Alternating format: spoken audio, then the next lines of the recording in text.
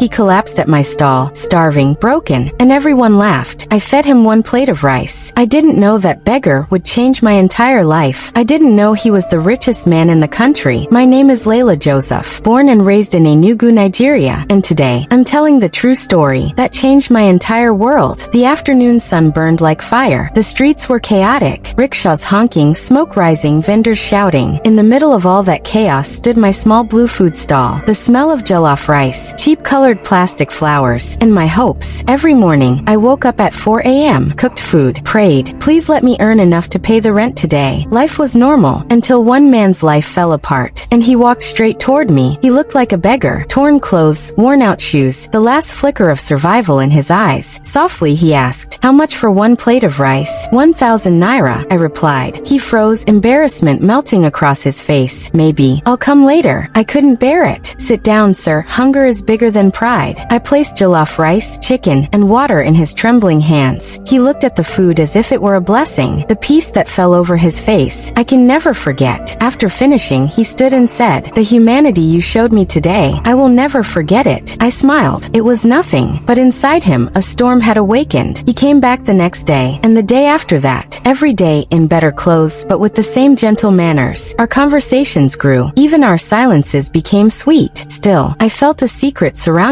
him, something he didn't want to reveal. One day, I went to the market for work. Outside, luxury cars lined the streets. Bodyguards stood like soldiers. I ignored them and bought my things, until I heard Kale's voice. I froze. A crowd had gathered. Kale was arguing with men. How dare you do that? I didn't move. I barely recognized him. Luxury life, expensive dress, bodyguards, a lifestyle I couldn't even imagine. I quietly left. All night, I kept asking myself, who is he? A beggar? A friend? Or a gangster? I cried the whole night. Maybe I had fallen for him, but the shock of betrayal hurt more. The next morning, Kale came to my stall. I looked behind him. The same two black suit bodyguards were there. Kale, what is all this? I shouted. You're a gangster, a mafia don. You lied to me. Go away. I don't want to see your face. He tried to explain, but I didn't listen. He quietly walked away. The rain poured, but my heart cried harder. A week later, I saw the same man from the market. I said sympathetically, Kale is a gangster. What he did hurt me so much. The man stared in confusion. He replied, Kale is not a gangster. He is a businessman. This whole market belongs to him. He is the owner. That day, I raised my hand at a child. Kale was visiting. He scolded me because he is a good-hearted man. I apologized. Everything is fine now. My knees went weak. I had completely misunderstood Kale. I rushed home, and the same luxury cars and bodyguards were outside my stall. Kale, dressed simply, ran toward me like a desperate man. Please, Leila, listen to me. I said nothing. Shame burned inside me. He took a deep breath. Leila, I was hiding something. My name is Kyle Okafor Chima. I am the CEO of Chima Group Holdings. The earth fell from under me. The billionaire was the same man I had fed like a starving stranger. Still angry, I asked, if you were honest, why come disguised as a beggar? He replied, I am one of the richest and most powerful men in Africa. Bodyguards always surround me. I never imagined my protection could break. But that day, I made the biggest mistake of my life. I stepped out alone. My enemies cornered me. They took me far from the city, deep into the forest, tied me to a tree. 2 days, 2 nights. Hunger, thirst, mosquitoes, darkness. Everything attacked me. A man who made decisions in boardrooms was now lying on dirt, counting breaths. On the third morning, I broke free, barefoot, torn clothes, covered in mud, shaking with hunger. Every step, I looked less like a rich man and more like a beggar. I collapsed in front of your stall. He knelt and said, you fed me like a human, and I hid the truth from you. But you gave me something money could never buy. Humanity. Tears filled my eyes. I held him tightly. Please forgive me. I misunderstood you. You are an angel. People like you are rare. Kale proposed. We married. The same beggar I once fed now takes me around the world in business class. From a tiny stall, I became the wife of a billionaire, all because of one small act of kindness. I love him, but he loves me even more. Kindness is never small. One simple act can change an entire life. Sometimes, one plate of rice can open the heart of a billionaire. If this story touched your heart, don't forget to like this video, comment your thoughts, and subscribe to Moralist. Hit the bell icon so you never miss another inspiring real-life story. Remember, every small act of kindness can change the world.